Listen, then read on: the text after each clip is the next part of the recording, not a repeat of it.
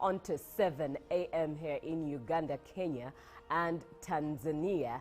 Now, it's the 7th day of the year 2026, making it about 9 days to election time for the general elections in Uganda. And of course, it's a season that has news making rounds and rounds all over the country because of the election season.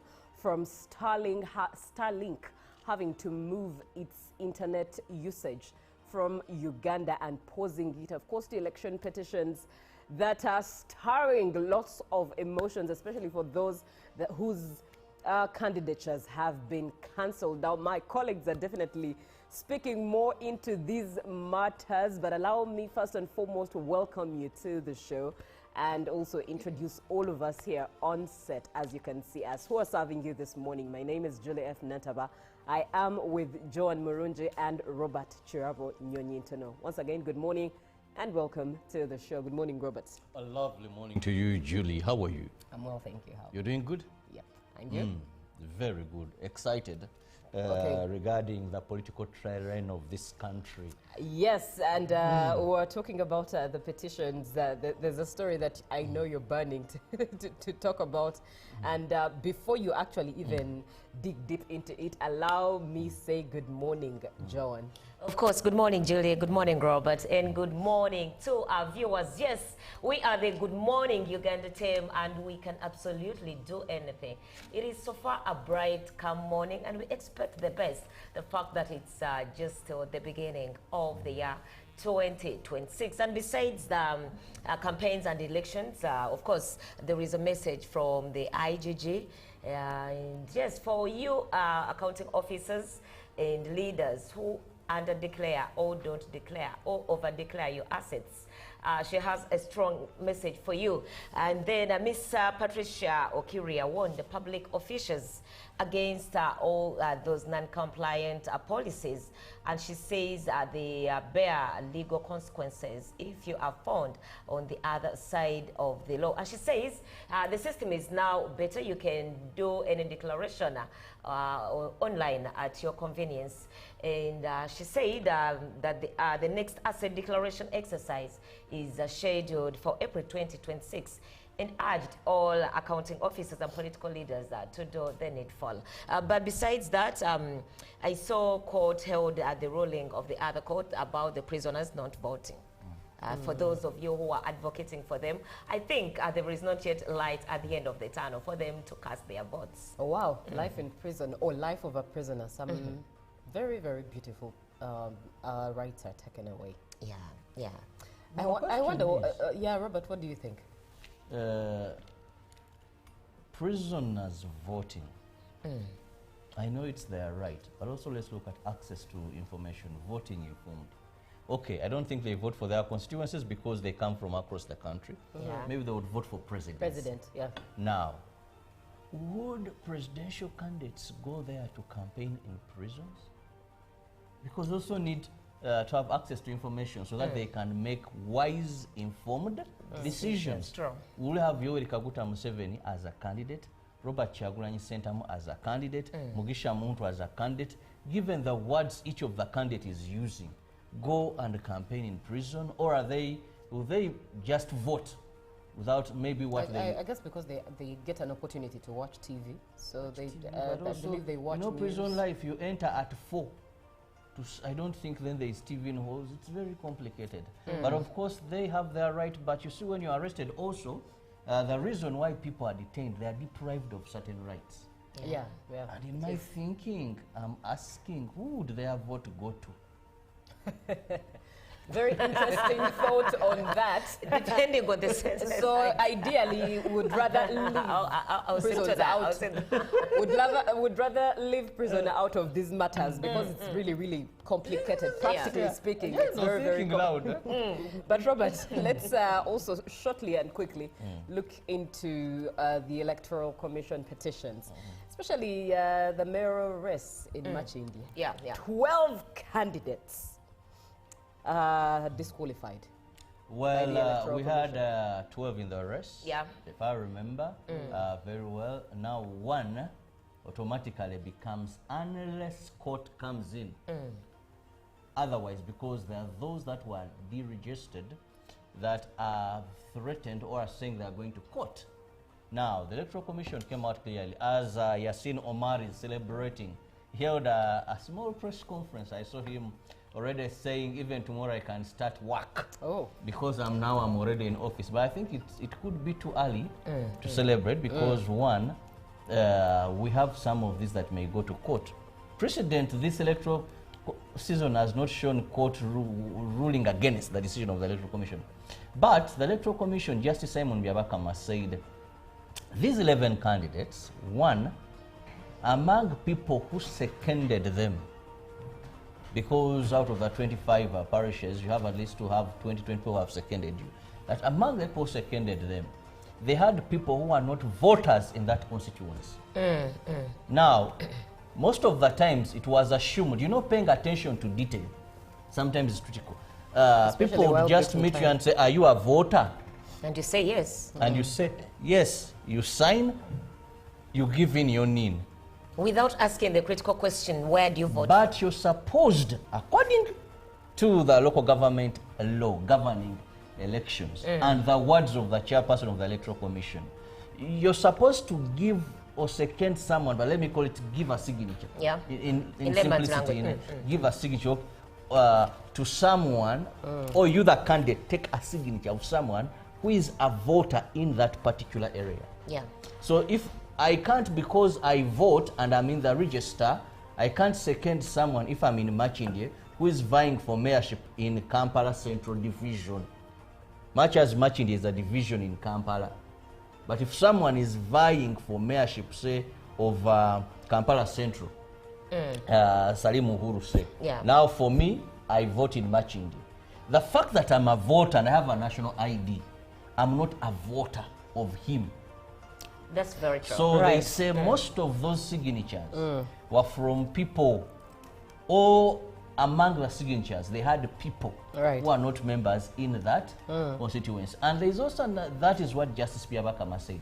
But also some were saying that there are those who someone seconds you and seconds the other person. Double second. Now, when they look at the signatures, they find that you've gotten signatures from someone. From similar people. From similar people. In that press conference of Yasin Omar, I think he pointed out someone who is a chairperson, something of NRM, and had seconded somebody.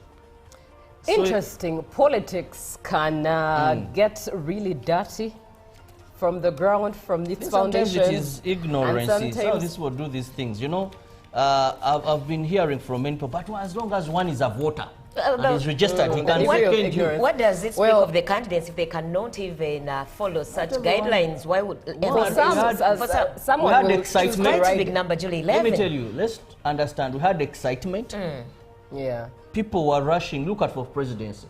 How many people went to pick? People were rushing. We had excitement too. We don't have enough information, believe you or not. Some people don't have enough information regarding these things, and the Electoral Commission, the civil society organizations didn't labor to explain so much to these people. So that but also the big question also comes back to now. These people who really, the Electoral Commission, who really nominated these people. How did and they're given guidelines? And that altogether shows the gaps in our civic education and election education altogether. But good morning, and reminding you that you have to enjoy home-based coffee. While the rest of the world enjoys it, we miss it. An opportunity for you to enjoy homegrown coffee as we are here on set. This is Ugandan coffee, as you can see from the mugs. You sip it the African way. You don't slap it, no. And we are proudly sponsored. We are proudly sponsored by the Ministry of Agriculture and Animal Industry and Fisheries. This morning on Good Morning Uganda. On that note, let's have a look at what we have on the local scene as we travel through the rest of the news. Just one sip, I start. Don't slap it, please. Okay, yeah, that's a beautiful sip. Wow. Now, the NRM presidential candidate, Yoweri Kaguta Museveni, has entered with his campaign in Wakiso district with his first in Entebbe municipality. He told the people of Entebbe that his desire is to ensure that all Ugandans become wealthy. Museveni pledged to establish factories in Entebbe to provide jobs. Later, President Museveni also consoled residents of Lubaga division for lagging behind in development and service delivery, blaming the situation to the misrepresentation of their area leaders they choose who are from the opposition. While campaigning in Lubaga division, President Museveni called upon the residents of Lubaga to liberate themselves by voting NRM party at all levels of election. NRM leaders in Lubaga division, Kampala City, said they are confident of victory, improving on the party's 2021 performance. Former Kampala City Deputy Lord Mayor Sarah Kanyike said they are willing to see development in this area. Alliance for National Transformation presidential candidate got a warm welcome in Mityana and Kasanda districts on his campaign trail in the two districts. He was rallying supporters and support for the Ant presidential bid. While addressing his supporters at Kigarama Trading Center in Kasanda district, Muntu condemned the level of corruption, land grabbing, and low price of agricultural produce. Muntu urged the people of Mityana and Kasanda to usher in new leadership to drive the country forward. New presidential flag bearer Robert Kyagulanyi Ssentamu promised the people of Sebei sub-region to construct stadiums and training grounds and to increase the sports budget allocation once elected president. Kyagulanyi was campaigning in Kapchora district, where in Kweni and Buko he was intercepted by police. Now, government has warned media fraternity against irresponsible conduct during this election period. Ministry of ICT and National Guidance prohibited live broadcast of election processes, particularly violent incidents. Media practitioners were cautioned against misuse of freedom of expression and access to information, noting that not abiding by the law will attract legal consequences. Government dismissed allegations of an internet shutdown during the election period. However, government noted that prevailing circumstances at the time will guide any decision taken in consultation with key stakeholders. Media houses have been prohibited from declaring election results. In all cases, media outlets are required to include a disclaimer that these results are verified by the Electoral Commission.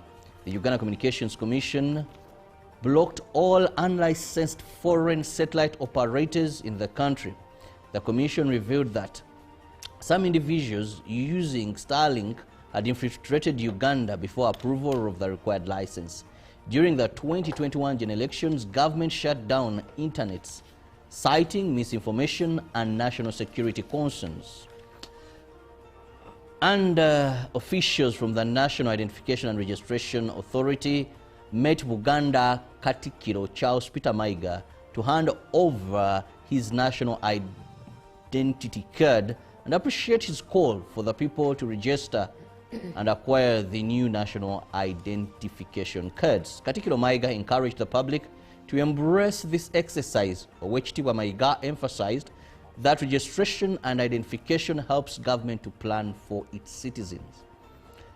NERA Executive Director Rosemary Chisembo, represented by the Manager Monitoring and Evaluation Robert Kasumba, clarified that by 9th January 2026, the new IDs will be active.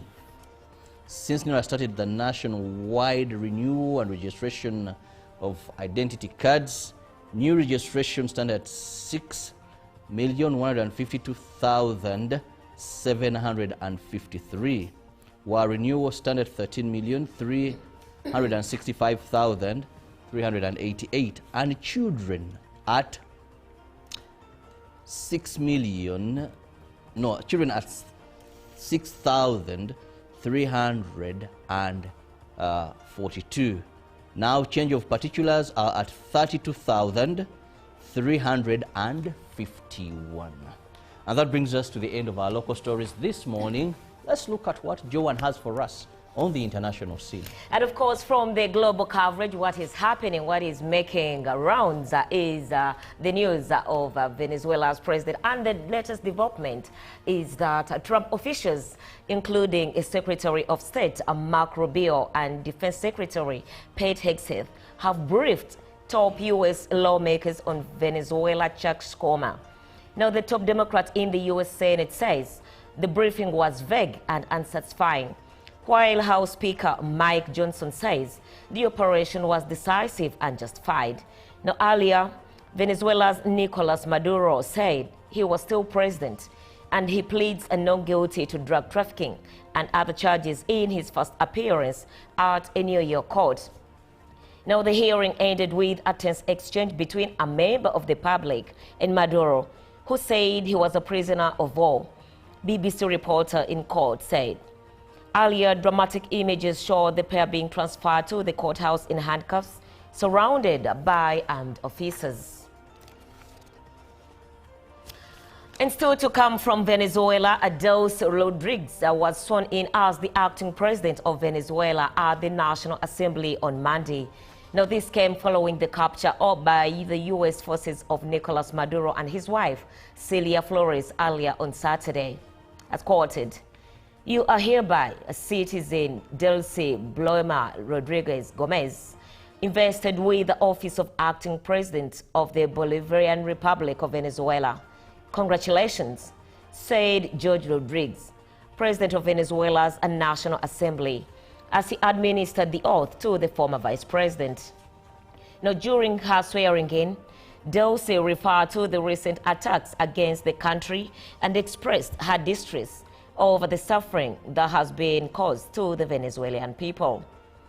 She was quoted, "I come with pain for the kidnapping of 2 heroes who are being held hostage in the United States of North America. President Nicolas Maduro and the first combatant, First Lady of this country, Celia Flores." Rodriguez said, urging Venezuelans to come together as one people from all political sectors of Venezuela, from all social and economic sectors, that we swear as one country to move Venezuela forward in these terrible hours of threat against the stability and peace of the nation. Now, Delcy becomes Venezuela's new leader amid new threats from U.S. President Donald Trump, who after the attack said that if he does not act correctly, he will face a high cost, probably higher than Maduro's.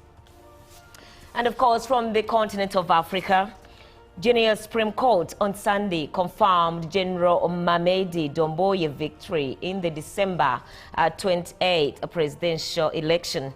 Now, this validated a 7-year term. And the Supreme Court President Ford Bangora announced during a press conference in Conakry that the coup leader has won the election, the first round, after securing an absolute majority of the votes, a landslide of 86.7%. Mamadi Doumbouya must be proclaimed elected president of the Republic of Guinea following the first round of the presidential election, Bangora said. Under the recently adopted constitution, Doumbouya will serve as an elected president for a 7-year term, renewable once. Now, the announcement followed a review of the results submitted by the General Directorate of Elections on December 30th, 2025. Yerobaud, who came second with 6.59%, claimed the results were manipulated, but withdrew that allegation before the Supreme Court verdict. Now, the vote formally ends a 4-year political transition that began after Doumbouya led the takeover of the country, ending the government of former President Alpha Conde. That was it from our international scene. Right, thank you very much, Joan. And matters Venezuela, one would have questions such as what rights does the U.S. have to arrest a president from homeland and charge them in a court in a foreign land? Yeah. Anyways, matters legal. Let's heard of the word superpower. It does, because a man is a superpower, does it mean they have to come to your home and take over everything? Look at as superpowers. Let's first have a look at what we have in the dailies before we delve deep into this conversation. I'm praying that we have a lawyer to just paint us a picture of what really the legal mindset is, especially for the US, and the justification it has. But starting with the new vision, first oil pump testing starts. That is for Uganda. And if you paid attention to the presidential address, New Year's presidential address, he indeed made assurance of the fact that in the year 2026, Uganda, we have our oil. Over 500 kilometers of pipeline buried and 12,000 workers deployed. A picture there of candidate Museveni's campaigns in Entebbe. Now, do you want to know and understand how the Constitution delivered its first general elections? Well, get yourself a copy of the New Vision. And looking at campaigns, Mafabi, Muntu, Chagulanyi make their case. A copy of the Teen Vision, free pull-out inside there. NDA clears new injectable drug. For HIV? Yes, new HIV injectable drug. And world news, get yourself that copy for the detail. World news, Maduro charged in USA court. And tough election coverage guidelines issued. Also, parliamentary campaigns intensify as candidates rally support.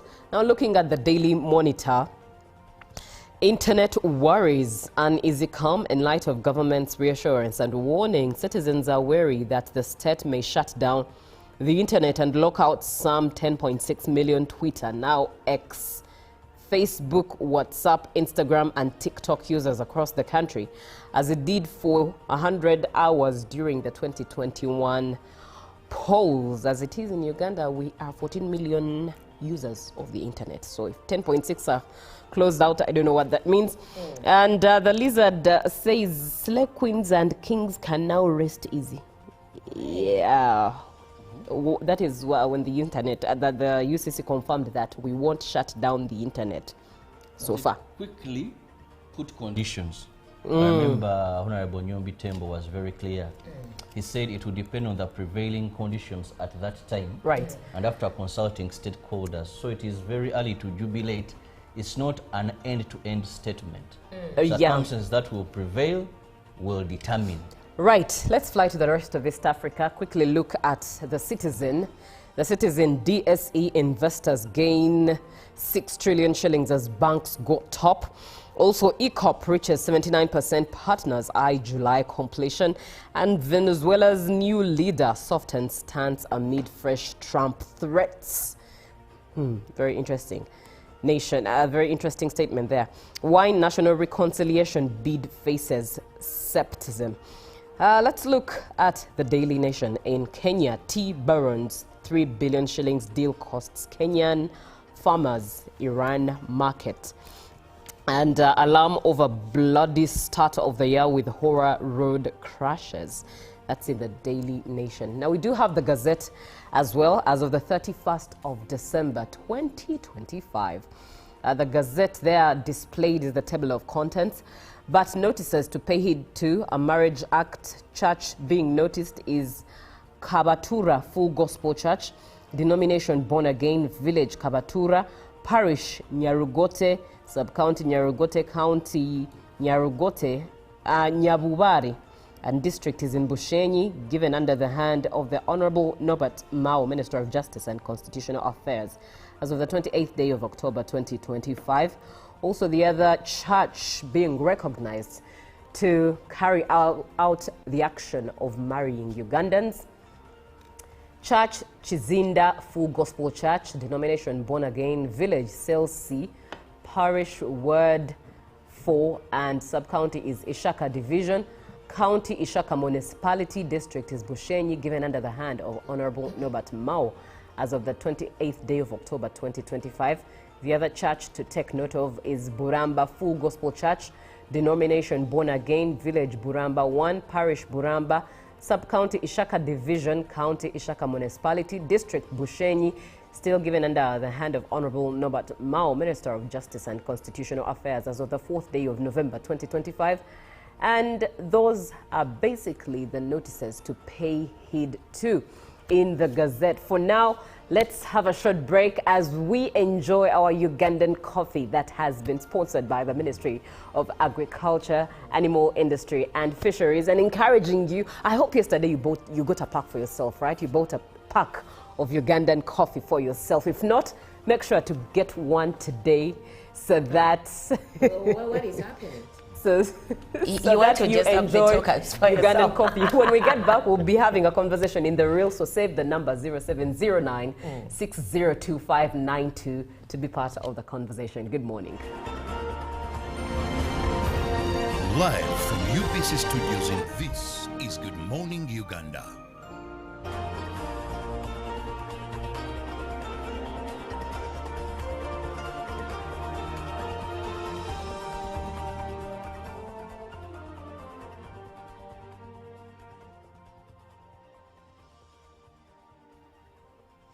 Good morning, Uganda. Welcome to yet another edition of Good Morning Uganda on UBC TV. We come to you live from Nile Avenue, and about 24 minutes on to 7 a.m. here in Uganda, Kenya, and Tanzania.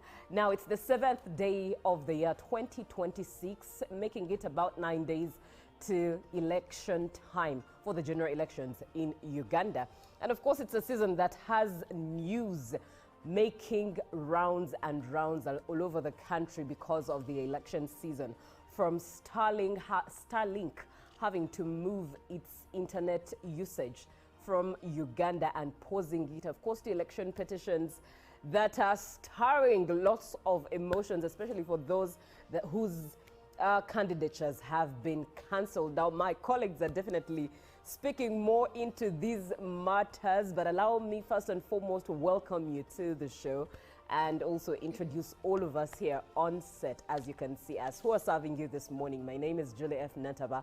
I am with Joan Murunji and Robert Chirabo Nyonyintono. Once again, good morning and welcome to the show. Good morning, Robert. A lovely morning to you, Julie. How are you? I'm well, thank you. How? You're doing good? Yep. And you? Very good. Excited regarding the political terrain of this country. Yes, and we're talking about the petitions. There's a story that I know you're burning to talk about. And before you actually even dig deep into it, allow me say good morning, Joan. Of course, good morning, Julie. Good morning, Robert. And good morning to our viewers. Yes, we are the Good Morning Uganda team, and we can absolutely do anything. It is so far a bright, calm morning, and we expect the best. The fact that it's just the beginning of the year 2026. And besides the campaigns and elections, of course, there is a message from the IGG. And yes, for you accounting officers and leaders who under-declare or don't declare or over-declare your assets. She has a strong message for you. And then Miss Patricia Okiria warned the public officials against all those non-compliant policies.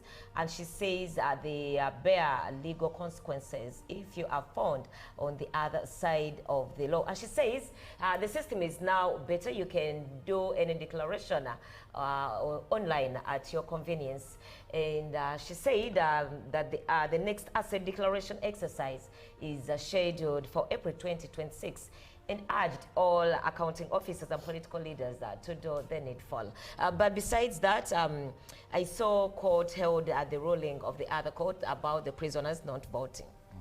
For those of you who are advocating for them, I think there is not yet light at the end of the tunnel for them to cast their votes. Oh, wow. Life in prison, or life of a prisoner. Some very, very beautiful rights are taken away. Yeah, yeah. I wonder, yeah, Robert, what do you think?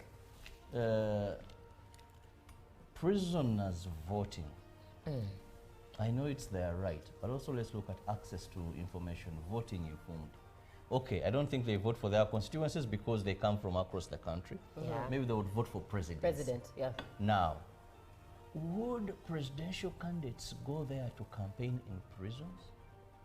Because they also need to have access to information so that they can make wise, informed decisions. True. We'll have Yoweri Kaguta Museveni as a candidate, Robert Kyagulanyi Ssentamu as a candidate, Mugisha Muntu as a candidate.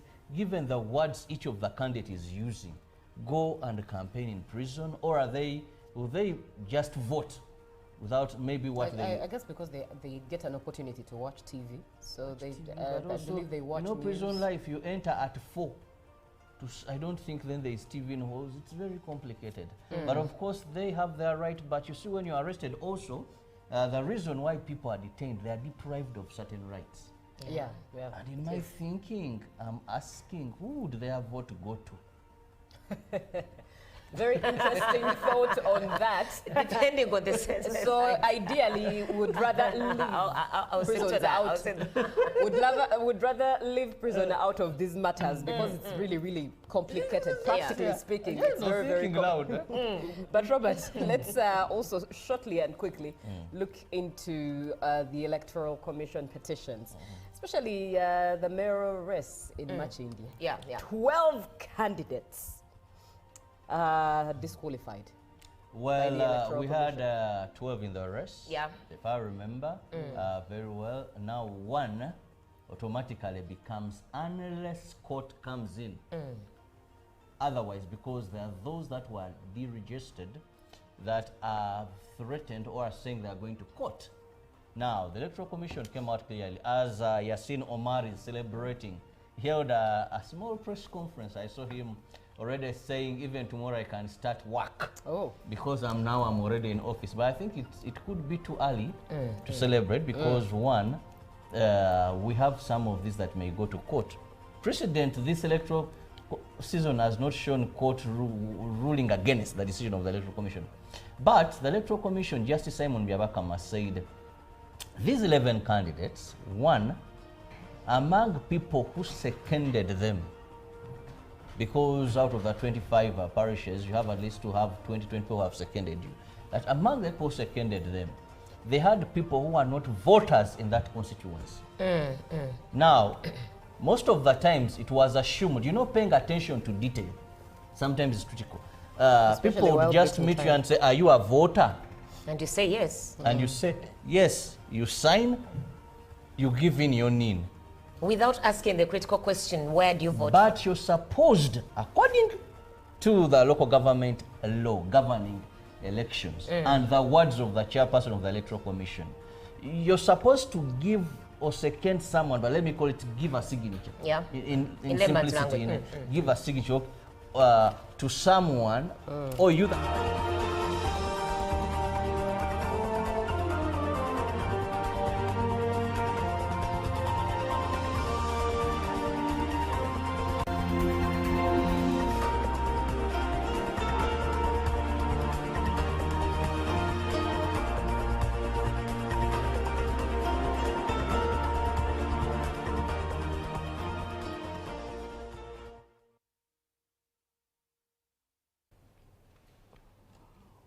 Good morning, Uganda. It's 9 days left until we cast our first votes for the Ugandan general elections 2026. Are you ready as a Ugandan? But for now, how are you doing this morning? I hope you are already up. This is Good Morning Uganda on UBC TV. And my name is Julie F. Nantaba. I am with Robert Chirabo Nyonyintono and Joan Murunji. Now, because it's a few days to the general elections, definitely campaigns are growing more and more intense.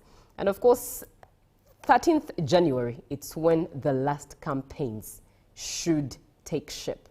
Thereafter, there are no more campaigns to take place until the day we vote. Campaign started in September. I can't seem to recall the exact date, but I'm sure that campaigns started in September and on and on and on. The journey has gone on. Now, this morning we want to look at the atmosphere so far. How have this year's campaigns been? And the detail therein, their expense, how expensive or how affordable or how cheap maybe are they? Are they manifesto based or issue based? Are the issues being fronted by some of these candidates really their responsibilities, the promises being fronted by these candidates? Are they really their responsibilities or they're telling lies? These are some of the things that we are looking at. And for you to be part of this conversation, 0709 602 592. Now, according to some of the candidates, looking at so far the NUP presidential candidate, and this is according to the party's Secretary General David Rubongoya, he made mention that candidate Chagulanyi has so far campaigned in 130 districts, accounting for about 89% out of 146 districts in Uganda. Candidate Museveni, according to Emmanuel Dombo, the spokesperson of the NRM, candidate Museveni has already reached most parts of the country through a mix of physical rallies and party structures. And of course, we've seen Shamuntu, mainly his strategy has been door-to-door. We've seen Honorable Nandala Nathan Mafabi take on his campaign trail as well. Other candidates, we don't seem to hear more about them anymore. It's also something to look into. But let's dive deep into this conversation. And I'll start with both Robert and Joan for them to share their 2 cents as to how they are finding these campaigns thus far. I'll start with you, Joan. What's the ambience for you? What have you seen? What have you taken note of since September? Have I eaten the money? No, unfortunately, no candidate has given me money as yet. It should be fortunate. It should be fortunate to vote for them. But the law stipulates it. It bears legal consequences once you accept a bribe or once you bribe someone just in exchange for their vote. But apparently, in terms of the race, most of the candidates are making final campaigns in the districts. They have known to campaign so far. Like Julie said, I think NRM has traversed most of the districts in Uganda, and maybe in opposition it is NOP. And I think General Mugisha Muntu is only 100 districts out of over the 149 districts. So I think the race is getting more heated up because they're trying to bet at the deadline. They're trying to canvass for votes in the last district, especially where they think they are strongholds. For example, or they lack support. For example, you've seen the NRM right now is in Central. And they hope this is where they can really turn things around come 2026. But that aside, of course, we cannot fail to look at the financial implication of the campaigns of late. 2021 was considered as one of the most expensive campaigns, rather general elections.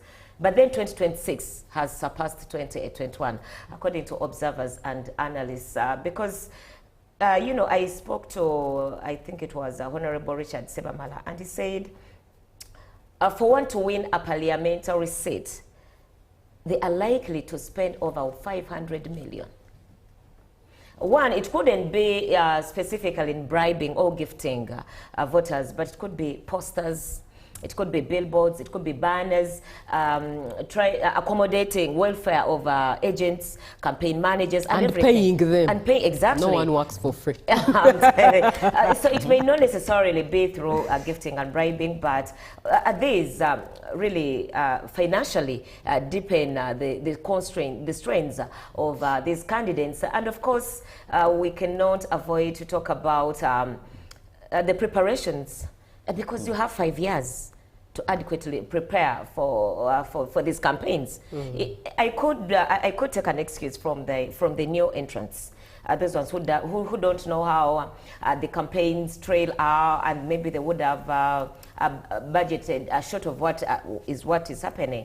But then for the incumbents, I don't expect a member of parliament who is coming in for another term to make statements of this campaign is so expensive, or it has really strained me financially, because you've been in this. You know how how the trades roll. Right. But I think it all boils down to our fundraising culture as Ugandans. Right. I don't think we've really embraced the campaign's fundraising structure.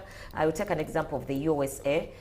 These people, you find that the voters actually fundraise. But for Uganda, contrary to Uganda, where we expect the voters expect the candidates to actually give us money. Very interesting perspective. Robert, what do you make of the campaign so far since September till date? Now I'll look briefly at the presidential, then other levels. Presidential, I must say, some 3 candidates. That is the NRM, the National Unity Platform, and the FDC candidate. At least they are very visible. Mugisha Muntu has tried. NUP, they have done it great. NRM has done it very satisfactory, I must say. But of course, that goes with the resources as well. Yeah. And also, I don't know how to term it, because there are many times you see that Robert Kyagulanyi had to be in certain venues, but either he's caught by time due to delays he attributes to police. So maybe some of the areas he would have been, he's not been there. Right. Because he's either been delayed by police, and police have their reasons for delaying him. I don't speak for police, but he also tell you this is deliberate, according to him, to delay him so that he doesn't get to certain venues. Now, Mugisha Muntu hasn't had so much interruptions. Yeah. He has gone to where he's supposed to be. Mubarak Munyagwa, I see him on social media with some TikTokers. I don't know. He's been to Kamuli, he's been to so many places. Yes, but of late, he's so much on social media and not talking about his campaigns, actually, talking about other issues. Interesting. Interesting. So some of the rest have not traversed the country so much, right? I would say. Now, that has financial implications. Talked about fundraising. I saw National Unity Platform when people were giving in money. Yeah. I don't know how much they were able to collect and what it means, but movement is very expensive. True. Most of this time around where there is no money government was giving candidates. There is no money. All they were giving you were security and that pickup. They will pay the police officers, they'll fuel the vehicle. Now you with your team feeding everything, that is up to you. So it's a bit costly. Right. And I want to believe maybe that could be the reason why others that are coming from parties that are not financially that stable have not been able to move that far. Right. Now, coming back to these other levels, MP, councillors, this time around, I must say, apart from so many posters of these people who are campaigning in places, contrary to 2021, they have not had so much of huge gatherings. Yeah, true. For councillors especially. Councillors, even MPs.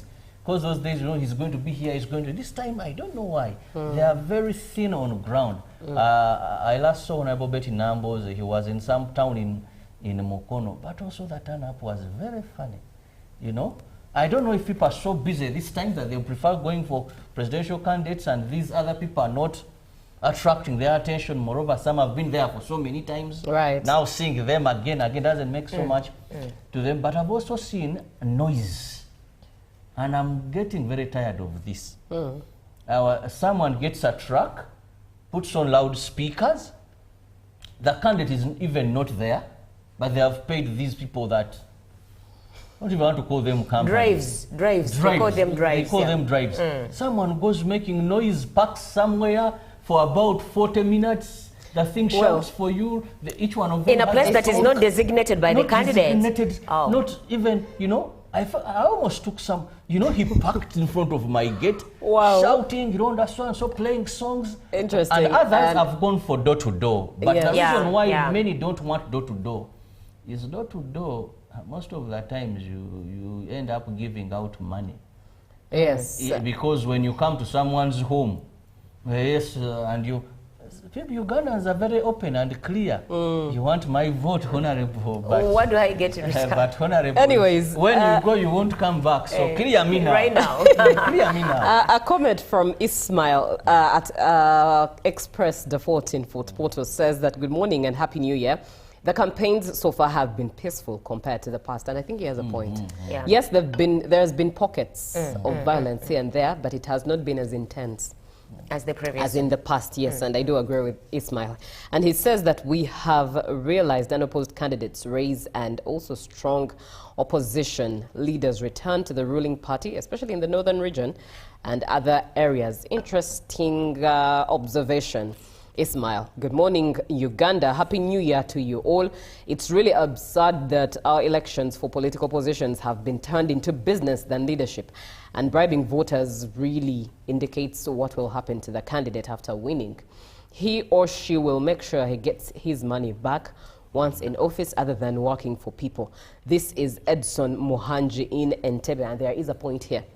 Someone must make tells the returns. Candidate, Honorable, I know when you get there, you will not return. And So it's the for me, truth. sort me now, and it is a done deal. You sort me, I have no problem with you. You are sure of my vote. Julie, there is something I've noticed. Yeah. You know, some political parties are trying to snoop into the other political parties. For example, I saw Mr. Emmanuel Dombo. He said that the NRM party has sufficient time to traverse wherever vicinities they want to go to. And then I saw an opposition party, specifically that was NOB, and they came out, they alleged, no, the NRM party is telling lies. They are just trying to exaggerate situations. They've not covered as much as they claim to have covered. And I'm like, why don't you focus on what you are doing? Are you really interested in now? Well, that's why it's called. That's why One it's of the called funny politics. things for us who grew up in rural areas, Right. in our village it would be very absurd and immoral and punishable if your heart is on fire and you abandon it to go and serve. Robert, I completely understand. looking at matters, one's heart being on fire, let's talk about issues. And I'll start with you, Robert. Do you think these campaigns have been issue-based or manifesto-based? Which one which one do you think has taken? Look at the disgust on his face. Has the manifesto been sold, or is it issues at people's hearts that are being received, what people want to hear? Now here there is a confusion, and it's very sad that we've had elections for a long time, but still we are doing confused politics. What do I mean by confused politics? One, very few people who belong to political parties are selling their party manifesto. True. That is I agree. the first thing. Most of them, you find an NRM candidate not talking of their manifesto, but talking of what he feels people want to know and promising he will do the undoable. So that is confusion. You find a NUP candidate, one, not even talking about their manifesto. Some of them are not saying all, but attacking NRM. And that is their campaign strategy. He's on a campaign. He's had an opportunity to speak to people, but all he's saying is bad things about NRM. Or the other party. Or other parties, and others who are in opposition. Right. You find an NRM candidate, so it is very absurd that our democracy, we've failed even after a series of elections. Now, what is funny this time around, if you're not abusing your opponent, or verbal artillery to your opponent, you're attacking another party, or you're promising Ugandans things that are not within your mandate, and you know you cannot do very well. You find a person contesting as a member of parliament, assuring his would-be voters that I'm going to build schools in this constituency. I'm going to construct roads in this constituency. I saw one telling fishermen, I'm going to return the lake to you.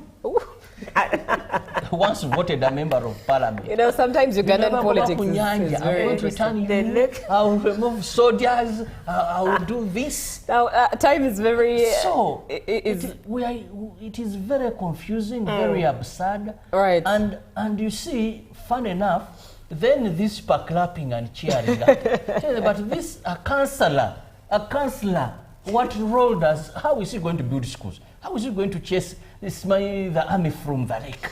I mean, some of this, so I don't know what in the interest of excitement time, and let me come to you, Joan. Okay. Of course, quite a number of candidates have talked about campaigns being expensive quickly in the shortest time possible that we have. Campaigns are expensive. What do you make of that statement? In fact, we've seen some of them fundraise on social media. At least I saw Nyanjura, Honorable Nyanjura, the Vice Deputy Mayor of Kampala. I saw her, draw a fundraiser on social media for her campaign. And many more are doing That's it. why many even have gone silent. I didn't know she's even in an election. She is. She is. Same as the Secretary General of the National Unity Platform. Yes, he's also campaigning. So what do you make of these statements? I think apart from the NRM government, NRM party rather, the one that has structures to help out on their candidates during elections or campaigns. For opposition, I haven't seen quite a lot of them being assisted by their party. And of course, when you look at some of the international organizations that closed, that were facilitating some of these parties, it is really given them a setback. And of course, we cannot deny the fact that they're expensive. Campaigns are expensive. What makes them expensive? Because this is what we've made of them. Minus But also, the unavoidable like costs. They trust you. What makes it very expensive? Because Someone they are say, costs that I you need cannot, 500 million. that the voter cannot take care of. For example, you need fuel. You need accommodation if you're going traversing the entire country. You need to facilitate Okay, the presidential candidates. These the MPs members of parliament in their constituencies. contesting for parliamentary. You find a councillor contesting. They need to make posters. They need to make banners. They need public address systems. They need to make sure they hold these rallies. So it's a bit, it's really expensive to them. So they are bribing people. They are bribing people. That is what is making this campaign. But also, bit don't you expensive. think Very now that expensive. we are having this conversation in the year 2026? When did we have the first general election? After the Constitution. That was 1996, right? In the year 2025, 26 rather, we are still talking about campaigns being expensive. Don't you think we've dropped the ball as a Every nation? year they become more expensive. Yes, Yeah, they yeah. do. Every But elective also, cycle. if you look at the quality and the reasons as to why we are voting for certain people.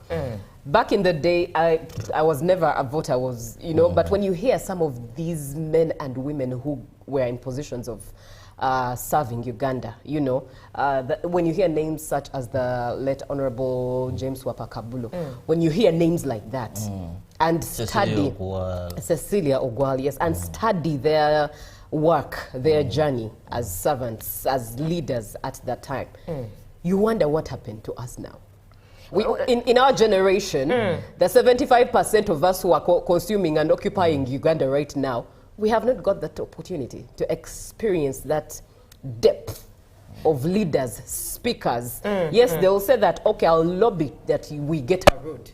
Not that I'll build you the road, Let's look at the salary at that what time, Julie. What happened to us? Why do you think we dropped the ball? For us to keep on having conversations of campaigns are expensive, where even the electorate asks for money without shame. They'll tell you that you can't forget me, so give me the money now, I think, which also speaks into the cheapness of our politics.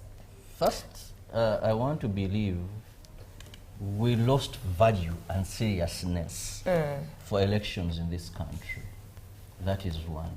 Then also, because of the way we do our politics and politicking, people of substance are running away or ran away from politics. People, I'm not saying a number of people of substance. Today they will tell you, why would I go in politics? To be abused, to humiliated. Be humiliated. Or even, I think, the old never nurtured. Yes, the old never nurtured. But also the other problem is the high level of poverty and unemployment also messed up things. And finally, you see, we can mention a few names. But when people found less of value from leaders they elect, now they know that even if I elect you, you're not going to first represent my views. You're going to think it is all about you. So if you're going to feast and eat. The late Honorable Katolo Bwama's mantra. Yes, because this is what is happening. People voted for the likes of people we call of substance. Yeah. And they felt betrayed. Now someone knows that when a person is elected in the August House, they are going for themselves, not the people they represent. That's why they ask for money. And right. someone will tell you, after voting for these people, they are going to change phone numbers. After they are not going to. Now, allow me first appreciate you who is viewing us, but also grateful for the time that we've been added. So please share your comment. 0709-602592 WhatsApp and just share how you are finding the campaign so far. It's a conversation that we are chewing on as Ugandans, reminding you that this morning we are empowered and powered by Ugandan coffee, sponsored by the Ministry of, I know, right? Sponsored by the Ministry of Agriculture, Animal Industry and Fisheries here on Good Morning Uganda. How are you finding the campaigns so far? Yes, Robert, please complete that statement. So when people learned that the leaders we are electing, remember one time I asked my member of parliament, actually let me ask all of you, do you feel represented? Yeah, I do. At times I don't know your member Yesterday, but yes, sometimes I asked him, he was on the floor of parliament and speaking things on some issues of concern. I said, but why you get done here? Julie, something funny. The president, candidate Museveni, was in Rubaga and asked for who the member of parliament in that area was. And it must have been, I think, it must have been the speaker who made mention that, he has never even spoken on the August floor. And you know, it's so funny, Robert, that some of the voters feel they are more represented by MPs who are not in their constituencies than the ones they actually elected. So why wouldn't a person ask for money? Because when you come to parliament, you're getting a lot of money. It is my vote that is taking you there. When you become a councillor, some people disappear completely. And they'll tell you they are amassing wealth to come in the next election. So that spoiled our politics. And the last blow was lack of civic education. What we do is voter education. A person who goes to vote for a member of parliament not knowing their roles. Voting for a councillor, someone even asks, but what does a councillor do? Exactly. And civic education is so important. I don't know if it's still part of the school curriculum currently, but at the time I did school in my primary school, we did have a subject on its own, civic education in my primary school. Even in high school, we did have political education. I don't know if these subjects still matter, but I think they would matter for the generation of Ugandans that is being bred for the future, as it said. John, let's look at how candidates have been reaching their voters in this season. What have you seen? Of course, they've used a lot of ways, you know, physical rallies, online engagements, public address systems, and influencers, hiring influencers on social media and all that. Media stations, right? Most of them have been visiting TVs, or being hosted on TVs, radios, so that they can try to get votes, rather canvass for votes. And also sharing of manifestos. The other time, Julie, last year, it was Event Gallery, the people you hosted, the ones who had an app whereby elected leaders can be held accountable once the campaigns or the voting is done. And so most of them have been doing this so that they can reach their voters. But, you know, Robert, when talked about let me call it pollution. No, it's pollution. No, it's actually. It's pollution. In Busiro East, you know, there is a candidate. I think he's a councillor, vying for a councillor seat. On his rallies, he's always with one car, but he hired a canter with over 6 speakers.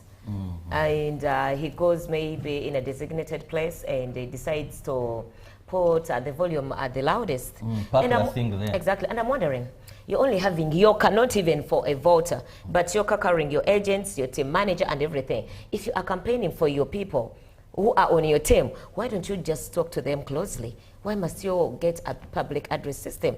Because it's on the first rally that you've had no people on the campaign, on the rally destination. So in others, we've seen most of them holding massive rallies, like the NRM. Nope kind of came a bit close. And I've liked General Mugisha Muntu. I've not seen most of his rallies being dominated by unnecessary noise. I haven't, yeah. So most of them, that is how they've been reached. And also, others have been hiring team managers to go and visit, rather hold rallies on their behalf. For some of them, I think, well, his name is Alex Mofamira, who is now still detained. You find that the brother is the one trying to canvass support for him. So they. Joanne, don't forget places of worship. You know, I've enjoyed And weddings and burial ceremonies. Non-Muslims going to mosques non-Muslims. for prayers. Right. I've enjoyed seeing Muslims going to church for prayers, but to campaign. Anyway. Exactly. And the church and some of these places of worship has been very tactfully. They welcome you and show you how the roof has issues. I need to reply. I was at an introduction Allow me to read on some of the Saturday. comments coming through. Voters make campaigns very expensive. If you do not have the money, do not tamper to come for politics, because some of the voters even ask politicians to pay their child's school fees. True, and they do. They do. And if you don't have the money, voters don't see your quality, which is very bad. This is Ochora Frankwell from Gulu District, Awach. Thank you, Frankwell, for being this is a business on where you the must show. invest. And have You're returned. going to make money. Mr. Namitengo David says, good morning, Uganda. This is David from Luka. I wish to raise a point about unquestionable civil servant active participation in 2026. This is so querying, especially those who are presidential candidate leaning. Interesting. Perhaps you could share examples. As far as I'm concerned, by the law, one has to first give up their position of service before they go into active politics. Good morning.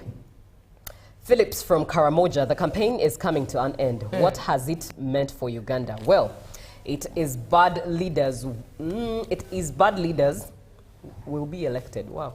Who said? No, but you have Bad the leaders power. will be elected. It has the power. Exactly. So If you elect bad leaders, there will be bad leaders. If you elect out of excitement, you'll get what you deserve. Let me complete his submission. And who is the bad It's leader? bad leaders who will be elected to lead good people.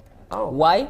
The campaign is business in which buying and selling is going on. Yeah, there he's right. Leaders who, I think, who give money to be voted into office means that they are not intelligent enough to use leadership skills But to can't woo Ugandans eat the money? voters. Exactly. And You when read my elected- mind. You read my mind. There are so many candidates who are dishing out money and they are not voted. Allow me for. complete the views of our dear viewer. When elected after buying voters, they will disappear for another 4 years, and in 2031, they come back in there buying and selling again, and so that's the status quo. Just like and it transaction remains. in a business. Yep. Good morning, Uganda. Campaign and election in Uganda and Africa as a whole has lost meaning. People are selling their rights for 2,000 Uganda shillings, a bar of blue soap, salt, and alcohol.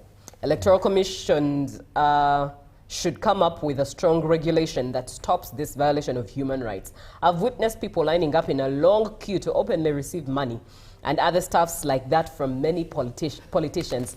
This is wrong, and this is what makes politics expensive. This is Joshua in Luzira. Good morning, my fellow Ugandans in the studio. Good morning. Hope we are copying up with 6 days left to the new year. To the new year. Yeah, who we is are that? ready. Who is But that? let me complete. But to answer my brother in studio, I pity some constituencies in the country, including mine, because they are not really represented in any way. It's only during campaigns that these people pretend to do a lot of things, of which they know they will gain back when given a chance to Parliament. And finally, the voters are bold enough to the candidates. No money, no vote. But Julie, there This is is something. Besides the unfulfilled promises that make these people ask for money, I always wonder the intention of some candidates the first time they've gone through and they donate ambulances. Once they do not go through for the other time, they withdraw. And I'm like, That shows you it's all about the money. Who is Now, going to sustain this ambulance? I bought this ambulance for you people. because I want you to vote for me. No, you voted for me. I have the money to sustain it. Right. Now you've not elected me. I You don't recall. have that money. so- I don't have the because money. I don't have the money to fuel, to maintain. Right, So I will withdraw the ambulance. we have to bring So this where were you getting conversation the to money a from close. when you were in We have to that bring this space? conversation to a close, reminding you I did that, one good reminding thing you that from we the are money. sponsored by the Ministry of Agriculture, Animal Industry and Fisheries, and that is why it's much energy on set, because we woke up on Ugandan coffee, not any other type of coffee shipped into Uganda, no. It's our nature. Bread from Ugandan soil, The right aroma itself. into our cups and into our bellies. And it's so amazing, but healthy at that. For now, let this conversation come to its close. We hope you go vote.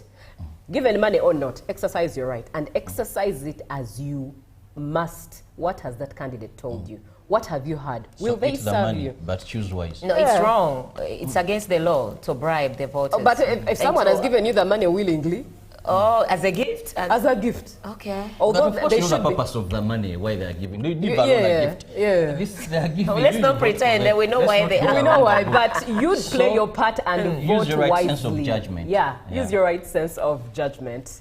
Good morning, Uganda does continue, and thank you so much for being on the show.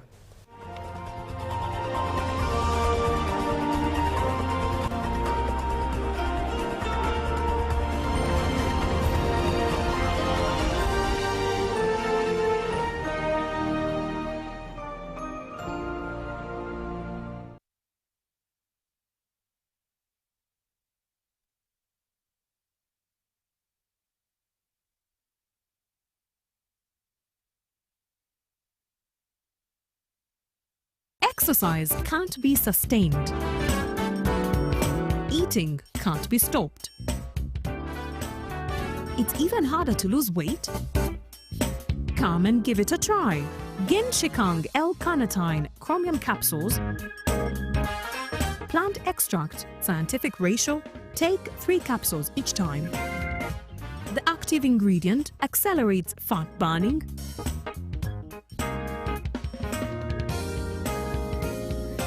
eat twice a day. Don't take a detour. Weight loss starts now.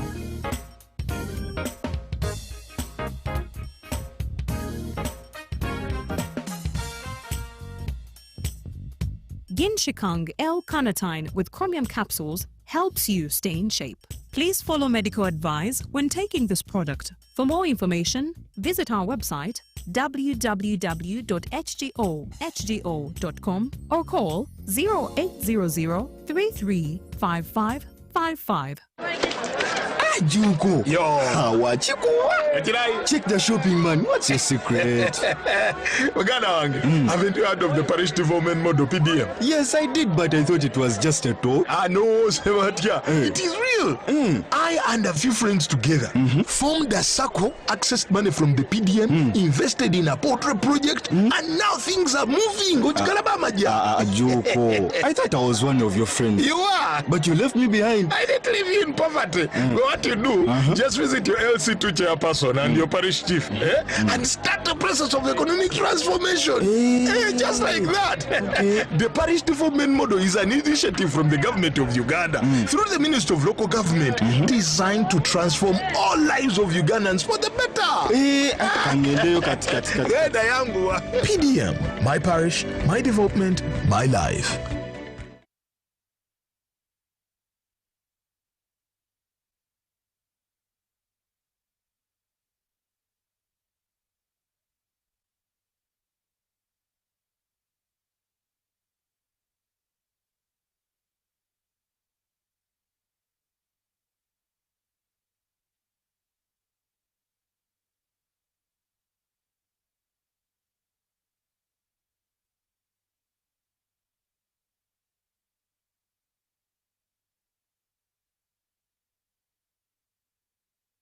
Hello Uganda, I am Wes Isaac, NRM Chairman, Radio Uganda Village. I take this opportunity to inform the general public that His Excellency General Kaguta Museveni, the President of Uganda and the NRM National Chairman, is now in the Uganda region to mobilize all Ugandans to vote for him and all NRM flag bearers in 2026. I therefore call upon all Ugandans to turn up in big numbers within our communities to welcome our beloved leader and to show him our full support. Let's come together in unity, discipline, and the true spirit of the movement to demonstrate our commitment to the progress, peace, and transformation of our country under the leadership of His Excellency General Kaguta Museveni, the tested and trusted leader. On 15th January 2026.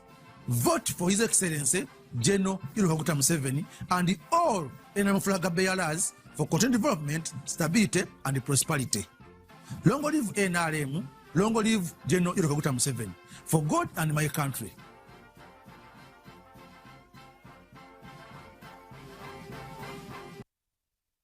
Exercise can't be sustained. Eating can't be stopped. It's even harder to lose weight. Come and give it a try. Ginshikang L-carnitine chromium capsules. Plant extract, scientific ratio. Take 3 capsules each time. The active ingredient accelerates fat burning,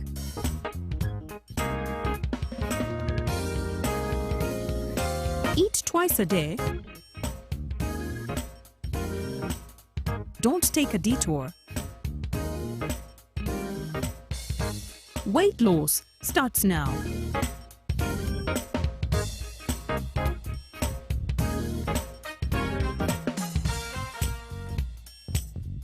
Ginshikang L-carnitine with chromium capsules helps you stay in shape. Please follow medical advice when taking this product. For more information, visit our website www.hgo.com or call 0800 335555. Live from UBC Studios in Kampala, this is Good Morning Uganda.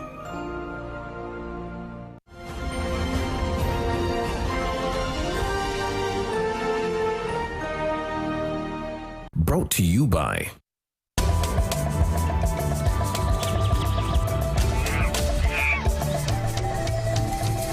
Uniquely Ours. Explore Uganda.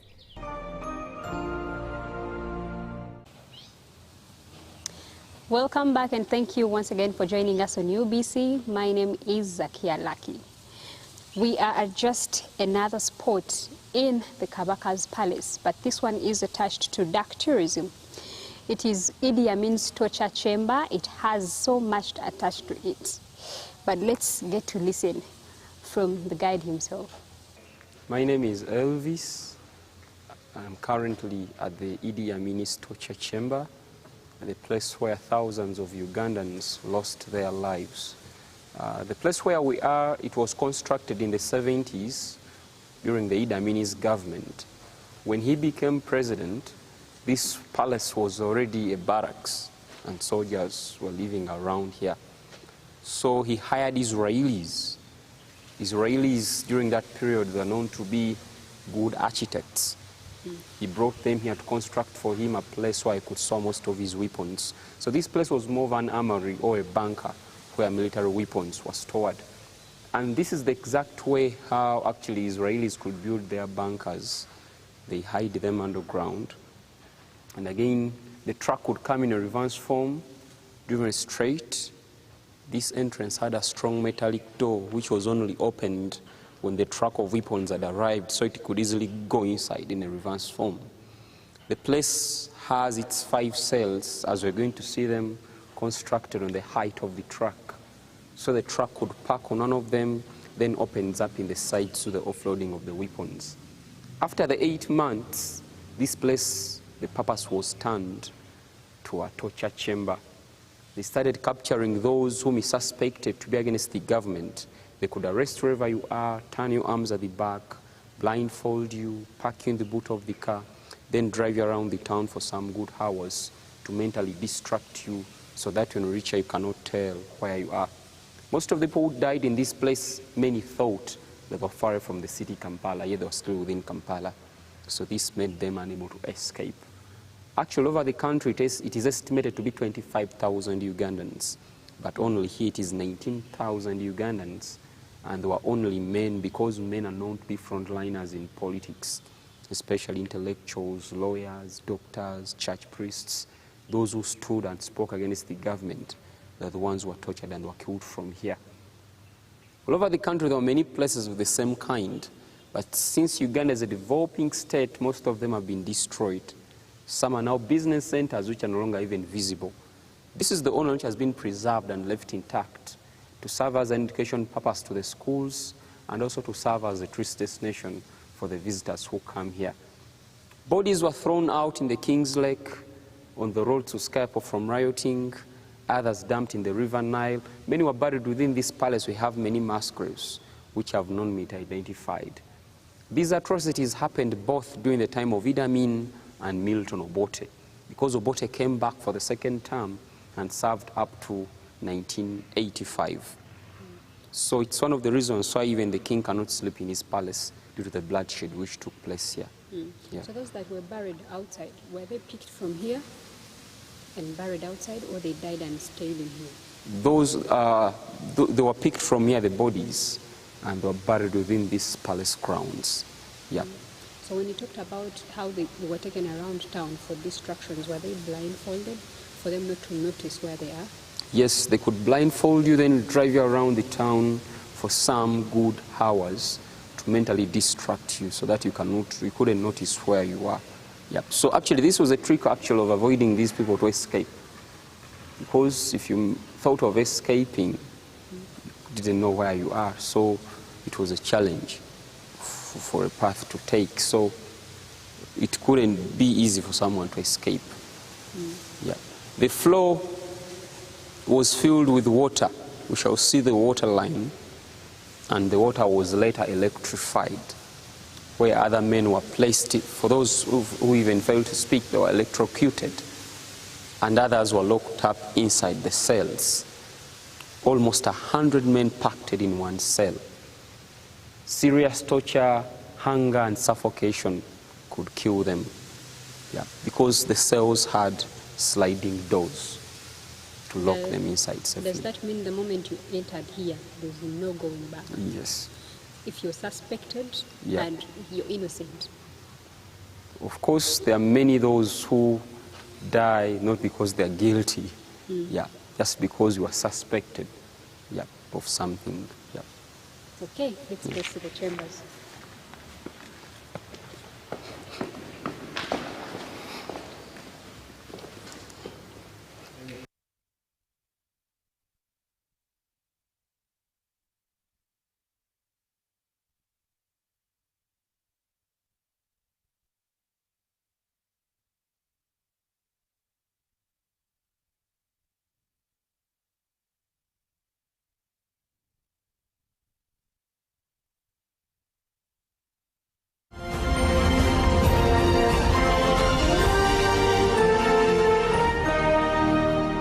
Brought to you by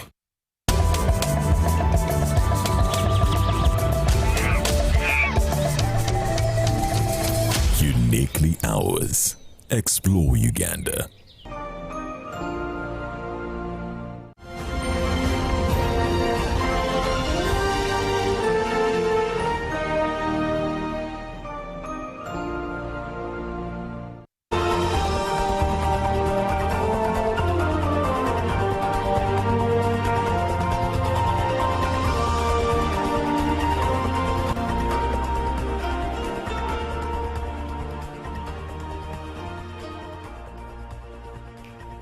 Good morning once again for those of you who have been accompanying us since we started. And yes, good morning to those of you who are just joining us. Welcome back from Tourism Express, and it is proudly sponsored by Uganda Tourism Board. And Good Morning Uganda is, yes, enthusiastically brought to you by Ministry of Agriculture, Animal Industry and Fisheries. Yes, we are sipping on Ugandan coffee, and that is our nature. It is now time for our financial intelligence, and commencing with the Institute of Certified Public Accountants of Uganda, which released the December 2025 examination results of Professional Accountants Examination Board. Now, ICPAU announced that the December 2025 ATD examinations were the final ones conducted under PAEB. Now, effective January 2026, the administration of the Accounting Technicians Diploma Program will transition to the Uganda Vocational and Technical Assessment Board, that is UVTAB. Now, in line with government education and training policy.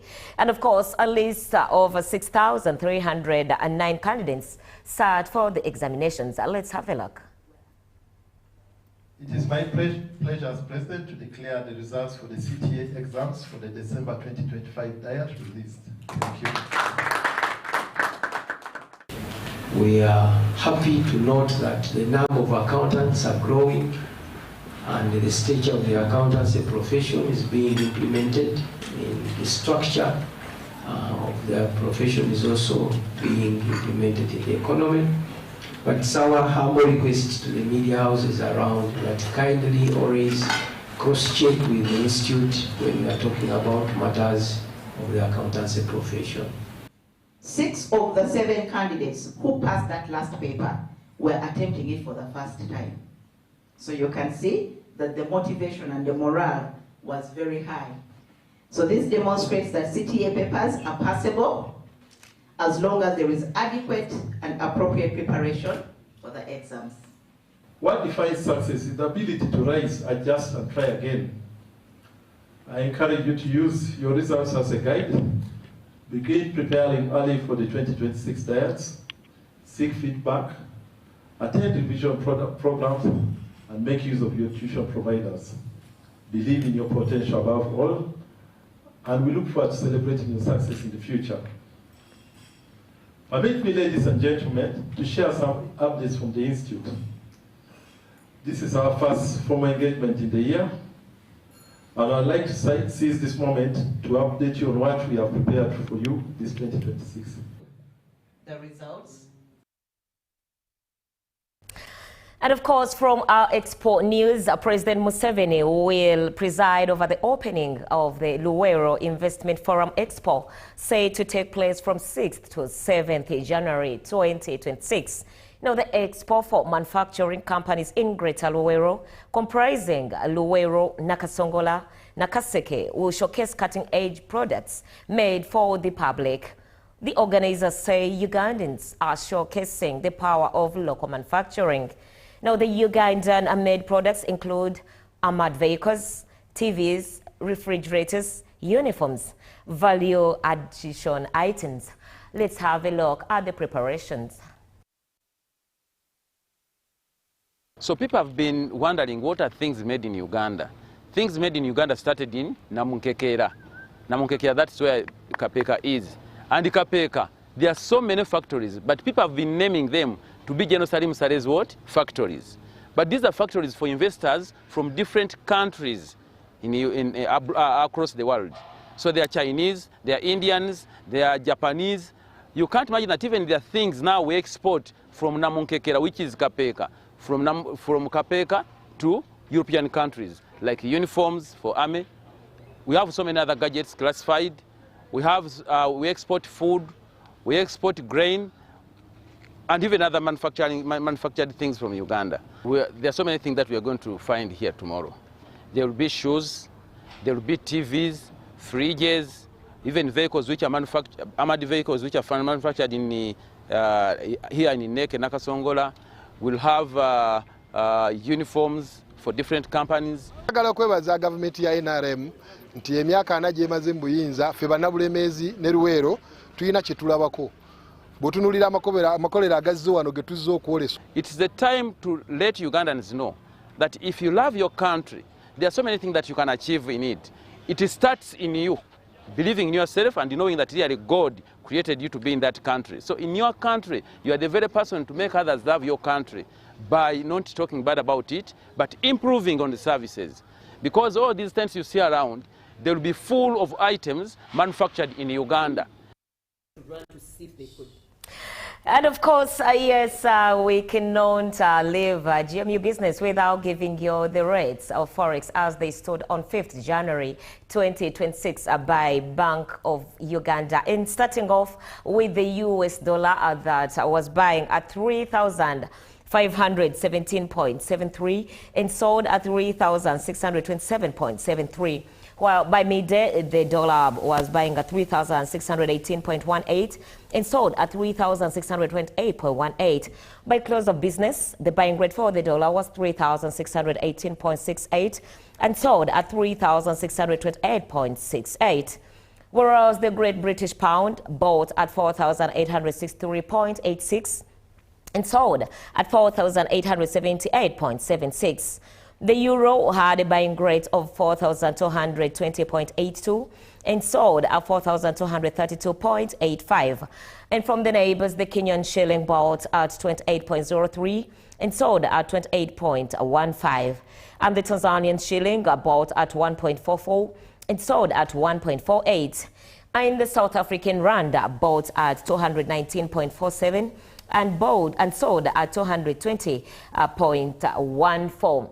And yes, the Bank of Uganda is still inviting applications for the Uganda government Treasury bonds reopenings and submission. The deadline for submission for the bids will be, on Wednesday, that is tomorrow, by 10 a.m.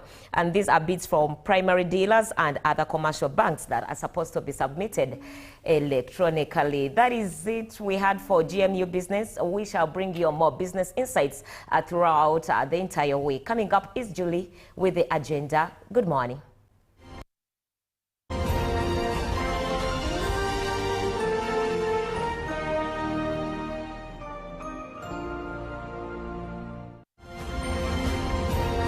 Live from UBC Studios in Kampala, this is Good Morning Uganda. Pick of the day on UBC.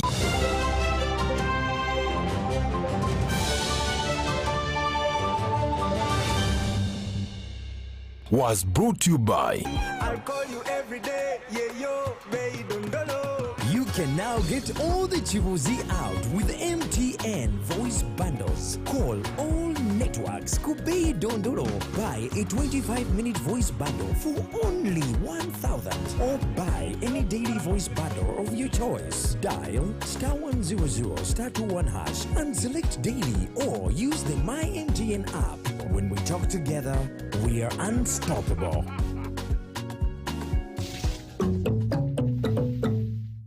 Exercise can't be sustained. Eating can't be stopped. It's even harder to lose weight. Come and give it a try.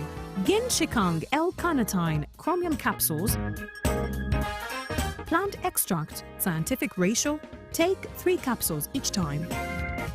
The active ingredient accelerates fat burning,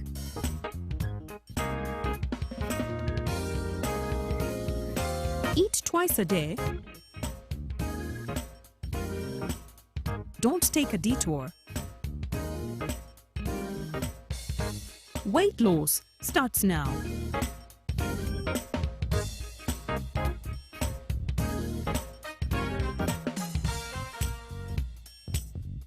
Genshikang L-carnitine with chromium capsules helps you stay in shape. Please follow medical advice when taking this product. For more information, visit our website www.hgo.com or call 0800 335555. Juko. Yo. Check the shopping, man. What's your secret? Haven't you heard of the parish development model, PDM? Yes, I did, but I thought it was just a talk. No, Sebatia. It is real. I and a few friends together formed a circle, accessed money from the PDM, invested in a portrait project, and now things are moving. Juko. I thought I was one of your friends. You are. But you left me behind. I didn't leave you in poverty. What you do, just visit your LC2 chairperson and your parish chief and start the process of economic transformation. Just like that. The parish development model is an initiative from the government of Uganda through the Ministry of Local Government designed to transform all lives of Ugandans for the better. PDM, my parish, my development, my life. In a nation hungry for truth, a world where every story matters, there exists a beacon of trust and reliability. For decades, they've been our voice and our window to the world, holding the mirror of our history. With 4 TV stations and 11 radio channels spanning 27 languages, they stand as guardians of information, defenders of truth. With Maskari Heritage Advantage, they uphold every citizen's right to reliable and free information. Their archived stories shaped our past and illuminate our present. Yet now, as new challenges arise and the world evolves, their mission faces its greatest test yet. Be part of our journey and let's navigate the unknown